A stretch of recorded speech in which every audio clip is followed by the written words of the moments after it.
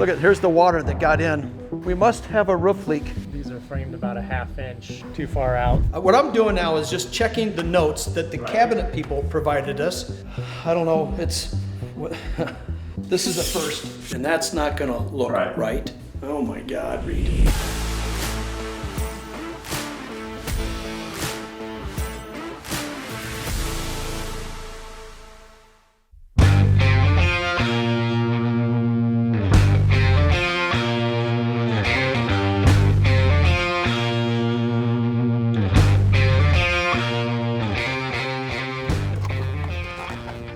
Okay, I'm here at Flares. I've got several guys on the job site. We're finishing up the electrical. It's been going on for a good 3-4 weeks. And I'll show you the stone that's all the house has now been prepped. And I'll show you what the stone looks like that Andrew and Mace have selected. And I do have Alex back. There's all this, when you do these big high-end home, there's a lot of little details that have to be framed in. We got a couple soffits, there's a few walls. Also, I noticed the framing on these front columns. The masons want me to put some plywood and stuff on that so that they can start boxing around it. So I've got my list. I need to get inside and tell these guys what needs to get done. Let me take you over and show you the stone. There's all various sizes and colors, and you can see there's different sizes. So these guys have offloaded all these, look at all these crates and crates of stone have now been laid out around the house. And what they've got now is that gray is like a concrete skim coat base that allows the stone to bond to the house. Let me show you what a corner stone looks like, because this is real stone. But what we do now is we cut it so thin that you literally glue it to the house like tile. And that saves us a lot of time, a little bit of money, but we don't have to have a extra supersized foundation because stone has to sit on a concrete foundation. This stone literally hangs on the house, but it is the real stuff. Let me show you. Gabriel's already got this skim coat. This stuff's, it's a concrete base. We got a wire mesh behind it, been waterproofed. And then what Gabriel does, you start with these corners first, Gabriel, don't you? So really, this was one big, huge square stone, and then they cut it out to make a corner. These cost a lot more than the flats. This is called a flat. So he'll get all these corners laid in there and then come back in and work its way around. With this stone, you can either start from the bottom and work your way up or from the top down. There will be a big water table that we have to put up. So Gabriel's going to build a template out of wood that's 4 inches tall. So all the stone will butt up to it. We'll pull that wood off later and we'll see this big, huge water table. And we call it a water table because the water comes down, it hits this stone, it's at an angle, and then diverts the water out from the house. So, all right, I'm excited to see the stone go on. It's finally getting a new look to the outside, bringing it to the finish stage. Now let's go inside and see what Alex and his crew have for me. And they always have questions. We did get a little rain here over the weekend, which helps because there was so much dirt and dust. That's keeping everything down. There's Wayne, the stereo guy. Good, Wayne. Fireplaces, those are coming out this week. I got to get those installed before we start drywalling. Look at, here's the water that got in. We must have a roof leak. No. What is all that? A pipe broke off. Oh, a pipe broke, not a roof leak? Our neoprene popped off This right popped here. off right here. Oh. So everything that's above you is That popped off right there. Right here? Oh, this, oh. That's, they fill the pipes full of water to pressurize them. And then the pressure must have been so great that this popped off. And we pressurized all the water to make sure there's no leaks. Well, this is one way to get the house nice and clean. You hose it out. Put some back in that, will ya? Oh, yeah. All right. Well, you can tell they're working. We got a mess going here. And then all the water from upstairs has made its way down. That's not too bad. We got to get all this cleaned up anyway, all this water and mud. So, all right, the framers have been here. They got the ceiling in the Four Seasons room. We had to drop it down to hide the mini split, so that's been done. Let's go in the media room. They're building that subfloor up so that we come in on one level and then step down to a sunken area. Hey guys. Hola, how are you? Oh, Alex? Oh, wow. Looks good. Can I step on that? I'll step over it. I don't know. I might just wait and I'll have my trim guy build this step. Okay. Because I'm not sure how wide the couch is going to be. Yes.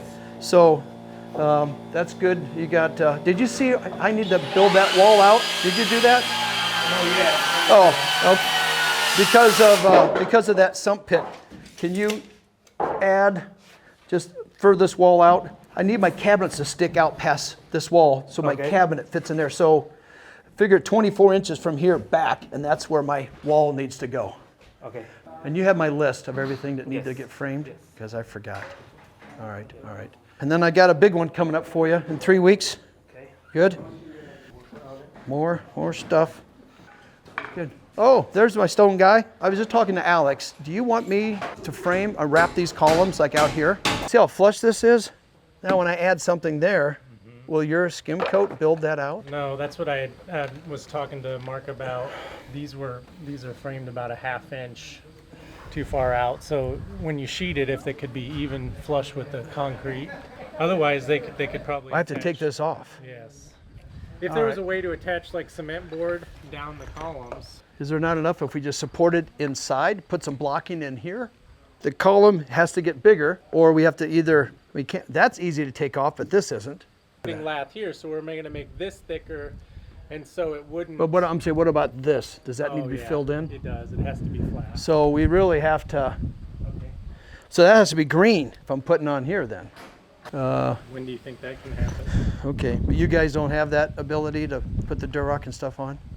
Are you here for another day, or are you just in and out for the day? I gotta come back. I mean, I'm gonna be here for like a couple days. A couple days? 2 or 3 days. Oh, so if I got some Durock out here, you could help me put that on? Yeah, I need to get that. Oh, that ceiling on? Okay, yeah, those ceilings, okay. Are you going to frame this? So I just wrapped up things with the stone guy, Matt, and then Alex, the framer. And so, as you know, as the house and the plan changes over time, and what we're finding out right now is some of the impacts of that. So Alex has framed this column to sit on top of the foundation, which is correct. But now as we're getting out here and the stone guys are showing up, that we have some recessed areas. This is not solid all the way through, so they cannot put their skim coat veneer on top of this foundation framing. They need a solid backing. So I'm gonna have Alex is gonna come out tomorrow. I'm gonna order some more materials, and we're gonna put what we call a Durock. It's a concrete board.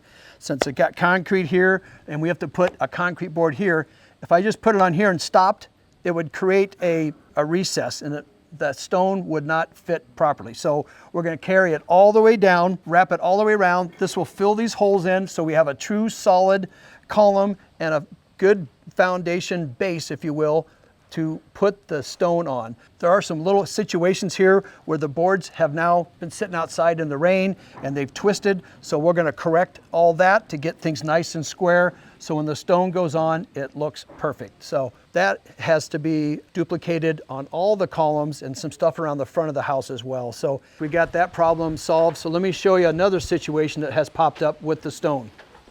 So coming down here, we found another situation that was pointed out by the stone guys. This is all going to get stone to match the front of the house. And you can see I've written 4x4 in here. That was and is going to be an oversized stone. Because the flares made this so large, this hose bib was down here, and you could not have gotten a hose on top of this thing because it would have touched almost the top of this water table. The smaller one would have fit, but the bigger one's going to look better. So a simple solution is let's move this up, get it out of the way. And the best part about it is it was caught early because on the other side of this wall is just open framing. So the plumbers literally came in. I pointed out to them in about 10 minutes. They cut this out and moved it up and reattached it. So I have to get this siding replaced. More work for Eugenio. And now when you hook a hose up to it and the water table, you have plenty of room. So that was an awesome catch. I really appreciate these guys pointing these things out because it would have been a real hassle later on if the house was all done. Okay, we have that same issue that I need Alex to come in and finish these framing on these front columns. I can't have these short. I have to have these boards run all the way down, and I can't have a board that's not green treated touching the concrete. So we'll have to put something down here to protect that boards from future rot, and then we have to fill this all in so that my stone guys can continue framing out and finishing the stone on these front columns.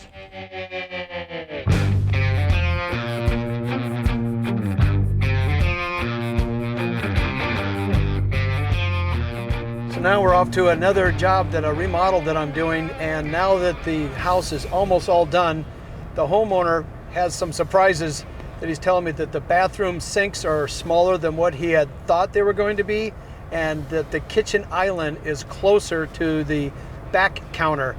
So I got to go there and check my drawings and see where this problem arose from the island, and I have no idea how the sinks became so small. So that's the day that I'm having so far.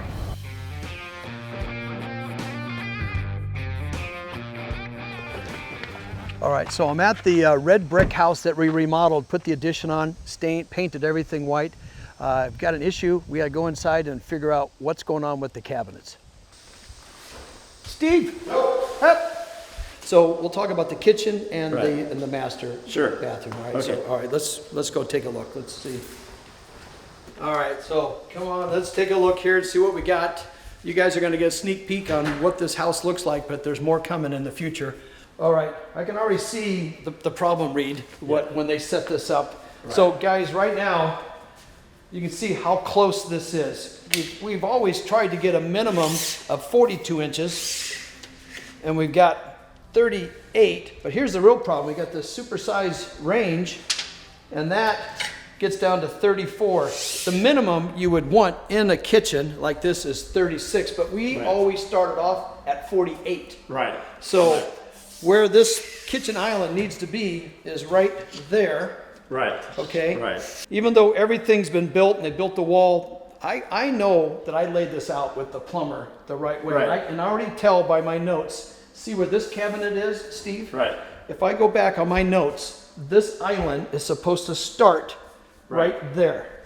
So, and the other thing, Brad, is if you look at the plans, which I have laid out here, it's supposed to line up here with this edge of the fridge, and you can see how it's off there. yeah, or you can see on the floor. Yes. What I'm doing now is just checking the notes that the cabinet people provided us. Right. And then the blueprint, as we have laid out here, shows it 48 inches. Yes. From there to 48. This doesn't have a dimension on it. Right. So they don't really have an out, because I measured from this back wall. Right. And it shows it coming out. I should be at 74 inches. Let me just see what that is. It's supposed to be right about where the refrigerator is. I don't know. This is a first. Right. But there's firsts at every phases of a job. Now, as you know, Reed and I are buddies from way back and from high school days. And when you build a house, you really can test relationships. We got to keep.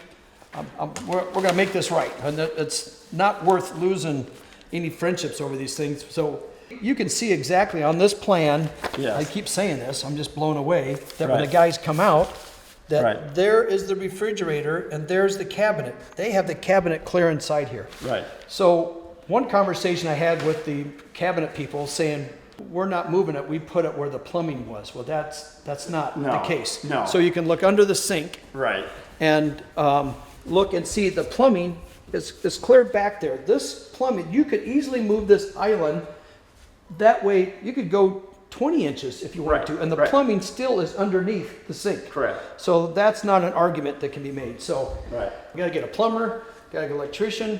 We'll probably, just for weight wise, take the countertop off and then see what we have. Right. And these boards, this is the LVP, luxury vinyl plank flooring.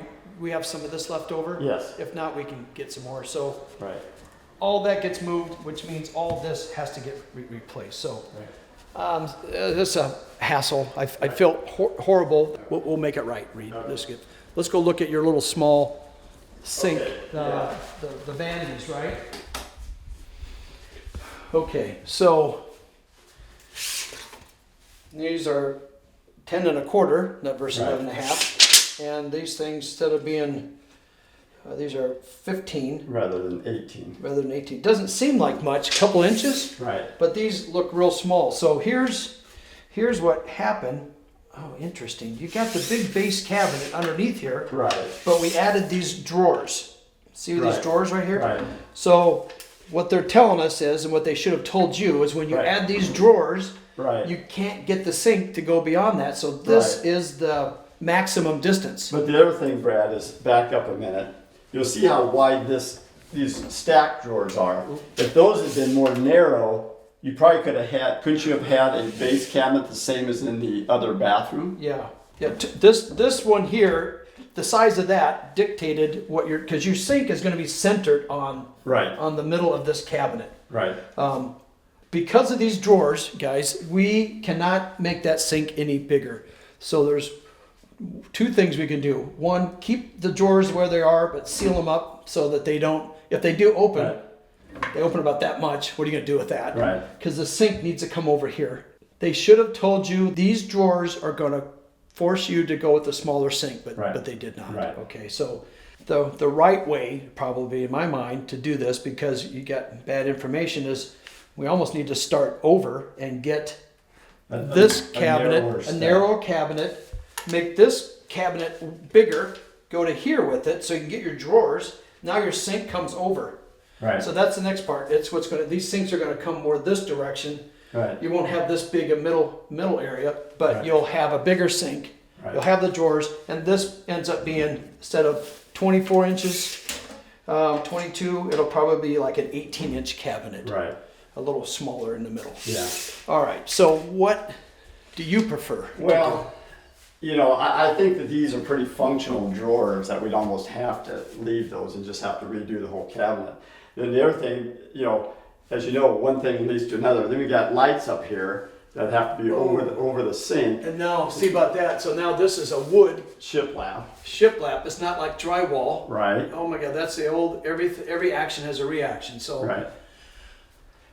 I'm wondering, I got to talk to Tom, because that has to be, you're patching wood, and that's not going to look right. Oh my God, Reed. Right. Ay, ay, ay. I need a, where's that easy button? I need to push Right. that thing somewhere. Right. Okay, isn't building homes fun, Yeah. Steve? Okay, so that was a little bigger issue than what I had thought. Thank goodness I have a really workable client, because that's kind of a major deal where we have to move the kitchen island. It's something that I have no idea how it got missed, but it all falls back on me. Now it becomes my problem. The homeowner will not have to pay for this. This is something that I'll work with the suppliers and get this all worked out, and hopefully it's a smooth transition, and he'll be able to live in his house and enjoy his kitchen for the long, long time. So it's real important to get this fixed. So it just goes to show you guys, my days aren't all full of roses. They're usually filled with problems just like this. That's what a general contractor's job is. My phone rings with what's wrong and never with what's right. But I signed up for that job, so I like it, and I'm off to the next job site. Okay, I just got another call for another issue that another remodel house that we're doing. The homeowners don't not live there right now. So the trucking company just dropped off these very expensive plumbing fixtures right in the driveway. So I'm going there now to put them inside the house so nobody steals them. This stuff is like jewelry. It's probably worth $6,000, $7,000.